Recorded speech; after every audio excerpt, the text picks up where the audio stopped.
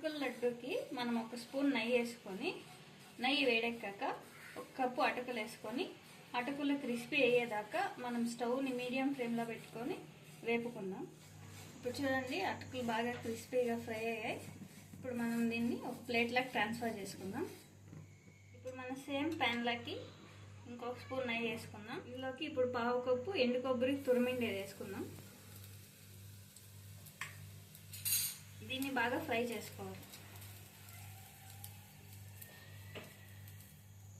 చూడండి, ఇది ఇప్పుడు బాగా ఫ్రై అయింది. స్టవ్ ఆఫ్ చేసి దీన్ని కూడా ఒక ప్లేట్లోకి తీసుకుందాం. ఇప్పుడు మనం చిన్న కడాయి పెట్టుకొని అందులో 2 టేబుల్ స్పూన్లు నెయ్యి వేసుకుందాం. ఇప్పుడు నెయ్యి వేడెక్కాక అందులోకి కొద్దిగా జీడిపప్పు,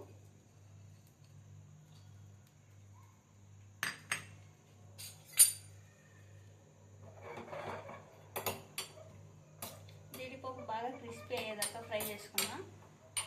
జీడిపప్పు ఫ్రై అయ్యాక కొన్ని కిస్మిస్లు,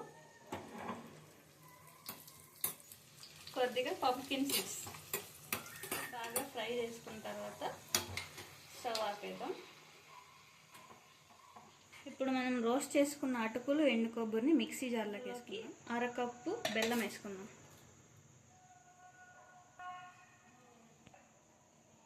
మూడు ఏలకులు మనం ఫైన్ పౌడర్ చేసుకుందాం. మిక్సీ పట్టుకున్న పౌడర్ని ఒక బౌల్లోకి తీసుకుందాం.